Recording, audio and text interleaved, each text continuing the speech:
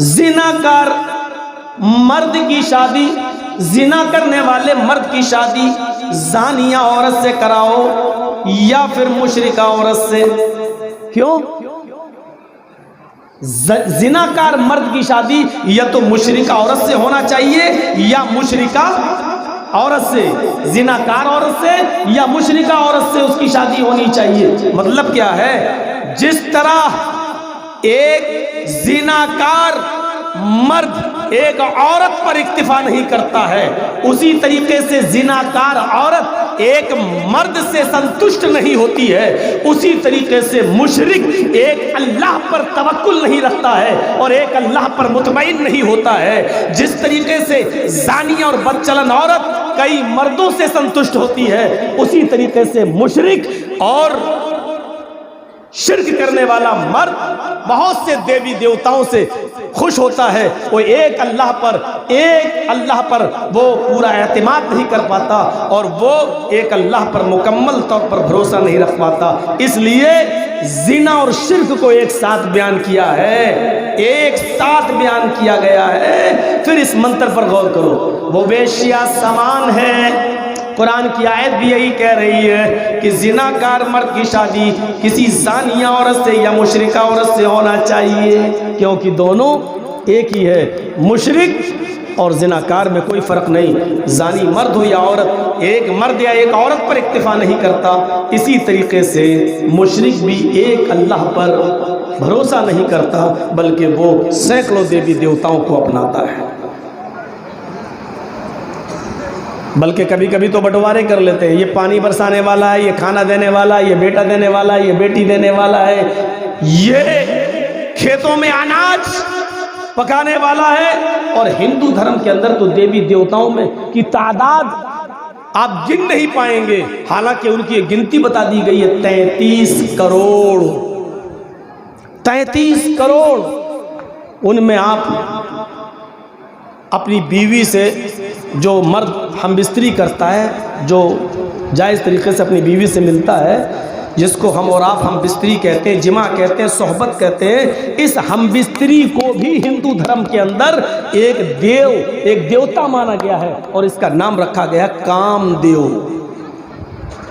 ये भी एक देवता है। जो आप धन कमाते हैं, पैसा कमाते हैं, जो रिस्क हलाल कमा रहे हैं मेहनत और मजदूरी करके, हिंदू धर्म के अंदर इसको भी एक देवी का दर्जा दिया गया है, लक्ष्मी देवी। 33 करोड़ गिन नहीं पाएंगे आप। लेकिन इन तमाम चीजों के बावजूद एकेश्वरवाद और तौहीद अपनी जगह पर मुसल्लम है। महीदेवस्य सवितु परिष्टुति, महान है वो देवता। देवस्य, हमारा देवता, महान है हमारा वो देवता। सवितु, जिसके लिए सबकी सब, सारी की सारी प्रस्तुति प्रशंसाएं हैं, तारीफ है। देखिए स्पष्ट शब्दों में कहा गया ऋग्वेद में, महीदेवस्य सवितु परिष्टुति, महान है हमारा वो देवता जिसके लिए सारी की सारी प्रशंसाएं हैं, तारीफें हैं। कुरान करीम जो पहले आने वाली किताबों में जो सच्चाई है उसकी तस्दीक करता है, और उसमें जो मिलावट है कुरान की कसौटी पर रखकर उसको परखा जाएगा। असली को असली, डालडा को नकली साबित करता है। यह हक और बातिल के दरमियान तमीज करता है। शहरु रमजान अल्लज़ी उनज़िला फ़ीहिल कुरआन हुदल लिन्नासी व बय्यिनातिम मिनल हुदा वल फुरकान। ये कुरान फुरकान भी है, तमाम लोगों के लिए हिदायत है, और हक और बातिल के दरमियान फर्क करने वाली चीज भी है। ये सच को सच बताती है, झूठ को झूठ बताती है। ये आईना है कुरान, सच्चाई को साबित करती है और झूठ का पर्दा भी फाश करती है। हक को बातिल से, बातिल को हक से अलग करती है, फर्क करने वाली किताब है यही कुरान।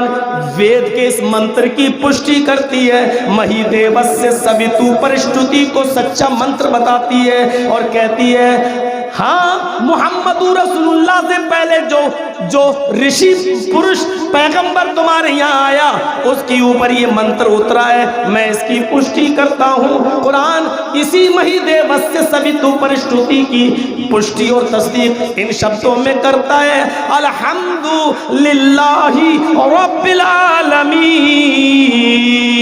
तमाम तारीफें उस अल्लाह के लिए हैं जो पूरे विश्व का, सारी कायनात का, जो दोनों जहान का पालन पोषण करने वाला है, दोनों जहान की परवरिश करने वाला है, दोनों जहान का पालन पोषण करने वाला है। मही देवस्य सवितु परिष्टुति को इस अंदाज से बता दिया गया है कि ये वलक़द बाअसना फी कुल्लि उम्मतिन रसूलन, हर उम्मत के अंदर एक रसूल आया। हिंदू भाइयों, तुम्हारे दरमियान जो महान पुरुष आया उसको जो ये मंत्र उसने बताया, हम इस मंत्र की पुष्टि करते हैं। आपके यहाँ पर भी ये तौहीद भरी पड़ी है, एक ईश्वरवाद भरा पड़ा है।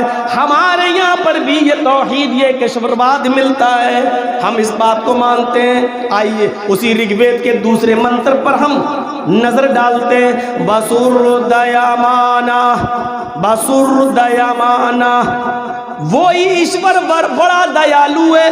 बसुरदयामाना, वो ईश्वर बड़ा दयालु है, उसकी से ज्यादा दयालु कोई नहीं है। बसुरदयामाना, वो सबसे बड़ा दयालु है, उसके बराबर दया करने वाली जात हस्ती कोई नहीं है, वो सबसे बड़ा दयालु है। हाँ, हिंदू धर्म में जिस ऋषि पैगंबर मुनि पर यह मंत्र उतरा था और उसने इस मंत्र को बताया था, हमारा कुरान इसकी भी पुष्टि करता है, इसकी भी तस्दीक करता है और वो कहता है अर्रहमानिर रहीम, वो अल्लाह इंतहाई रहम करने वाला, बड़ा ही मेहरबान है, निहायत ही रहम करने वाला, बड़ा ही मेहरबान है। देखिए इन मंत्रों से तौहीद कैसी छलकती है, एक ईश्वरवाद कैसा छलकता है। कैसे कह दिया जाए आदम अलैहिस्सलाम से लेकर मुहम्मदुर रसूलुल्लाह तक जितने भी नबियों का आगमन हुआ है, तशरीफ आवरी हुई है, सब ने इसी तौहीद का दर्स दिया और ये दर्स हमें इस तरीके से मिलता है। दया, एक इस मिसाल पर गौर कीजिए, माँ की ममता से भी ज्यादा, बुखारी और मुस्लिम की हदीसें हमें ये बताती हैं कि अल्लाह रब्बुल आलमीन अपने बंदों से माँ की ममता से भी कई गुना ज्यादा मोहब्बत करता है, अपने बंदे से मोहब्बत करता है कई गुना ज्यादा। अब माँ की मोहब्बत की एक मिसाल मैं आपके सामने रखता हूँ। आपने अपनी बेटी की शादी की, मौलवियों के हजार बोलने के बावजूद भी जहेज की प्रथा रुकी नहीं। आपने जहेज भी दिया, आपने बर्तन भी दिए, आपने कांच के बर्तन भी दिए। आपकी बेटी ससुराल जाती है, आपके घर से निकलती है, मैके की तरफ से मिले हुए बर्तनों को बहुत संभाल कर रखती है। कांच के 2 गिलास वो रखे हुए थे, वो साफ करने के लिए उठती है और एक एक बर्तन को साफ करती है। अचानक कांच का 1 गिलास उसके हाथ से छूटता है और जमीन पर गिर जाता है और चकनाचूर हो जाता है। 1 गिलास बच गया। हमारी बेटी किस गिलास को रखेगी? एक तो टूट गया, चूर चूर हो गया और दूसरा बाकी बचा है। अब हमारी बेटी क्या करती है? जो बच गया उसको तो संभाल के रख रही है, लेकिन जो टूट गया जमीन पर जल्दी पैर भी नहीं रखती, अपने किसी बच्चे को आने भी नहीं देती। नहीं इधर मत आना बेटा, कांच कहीं पैर में चुभ गई तो तकलीफ देगी। उसके बाद फिर वो झाड़ू से साफ करती है, एक एक तिनका उस कांच का उठाती है और फिर वो डस्टबिन में कूड़ेदान में उसको फेंक देती है। मेरे भाइयों तसव्वुर कीजिए, क्योंकि वो जानती है कि अब ये कांच का गिलास मेरे किसी काम का नहीं है, जो टूट गया है, उसको बाहर फेंक देती है। लेकिन थोड़ी देर के लिए अब इस मिसाल पर गौर कीजिए कि एक माँ के दो बेटे हैं, एक माँ के दो बेटे हैं, दोनों जुड़वा पैदा हुए हैं, दोनों की उम्र 15-15, 16-16 साल की हो चुकी है। लेकिन एक बच्चा मेहनत करता है, एक बच्चा कमा के लाता है, एक बच्चा मजदूरी करके लाता है, वो अपनी माँ का पेट पालता है, उसका पालन पोषण कर रहा है, अपनी माँ को खिलाता और पिलाता है। लेकिन उसका दूसरा बेटा हाथों से कोढ़ी है, पैरों से अपाहिज है, जबान से गूंगा है, चलने फिरने के लायक नहीं है, पैरों से लंगड़ा हो चुका है, वो पेशाब और पायखाना भी उसी बिस्तर पे करता है, वो उठने की ताकत नहीं रखता, वो बाथरूम नहीं जा सकता, वो अपनी गलाजत और गंदगी को अपने हाथ से साफ भी नहीं कर सकता है। लेकिन वो भी माँ का बेटा है, एक बेटा काम का है, दूसरा बेटा माँ पर बोझ बना है। आप ईमानदारी के साथ बताइए, आज इन दोनों बच्चों में से माँ को सबसे ज्यादा प्यार किस बच्चे से होगा? हमारी बेटी ने उस गिलास को तो फेंक दिया जो उसके काम का नहीं रहा, लेकिन ये माँ इस बच्चे को क्या निकाल देगी अपने घर से? क्या बाहर फेंक देगी अपने घर से? कहेगी कि तू मेरे ऊपर बोझ बन गया है, निकल मेरे घर से, तू किसी काम का नहीं रहा। क्या उसको अनाथ आश्रम में डाल देगी? नहीं नहीं, ये आपकी गलत ख्याली है, गलत फहमी है कि वो अपने बच्चे को घर से निकाल देगी। हकीकत ये है कि ये माँ उस बच्चे से ज्यादा प्यार करेगी बनिस्बत उसके जो सही व सालिम है, जो कमा कर लाता है और खिलाता है, उससे ज्यादा इस बच्चे से मोहब्बत करेगी। अब रोटी का लुकमा वो उस बच्चे को नहीं खिलाएगी जो उसके लिए कमा रहा है, बल्कि अपने हाथ से रोटी का लुकमा तोड़कर अपने अपाहिज बच्चे को खिलाएगी। उसकी शर्मगाह नहीं देखेगी जो बच्चा कमा के ला रहा है, बल्कि इसकी शर्मगाह को देखना तो बहुत दूर की बात। ये माँ है, अपने हाथ से पाल पोष कर बड़ा किया है, उसकी गलाजत और गंदगी को साफ भी करेगी। माँ की ममता ये गवारा नहीं करेगी कि हम इस लंगड़े लूले और अपाहिज बेटे को घर से बाहर निकाल दें, बल्कि इस माँ को सही सलामत बच्चे से ज्यादा इस अपाहिज और लंगड़े लूले बच्चे से प्यार होगा। मेरे भाइयों गौर करो, जब माँ की मोहब्बत इस लंगड़े लूले और अपाहिज बच्चे से इस हद तक है, तो अल्लाह के नबी फरमाते हैं कि अल्लाह ताला को माँ की ममता से भी कई गुना ज्यादा अपने बंदे से मोहब्बत होती है। बल्कि हदीस में तो यह आया, गुनाहगार उस गुनाहगार बंदे से प्यार आता है अल्लाह को जब गुनाहगार बंदा अपने गुनाहों की तौबा करता है, अपने गुनाहों का बोझ लेकर आता है और अल्लाह रब्बुल आलमीन से बख्शिश और मग़फ़िरत तलब करता है, बख्शिश मांगता है, अपने गुनाहों की तौबा करता है, तो अल्लाह ताला को इस गुनाहगार बंदे से माँ की ममता से भी ज्यादा मोहब्बत हो जाती आती है, मोहब्बत और दया आती है इस बंदे पर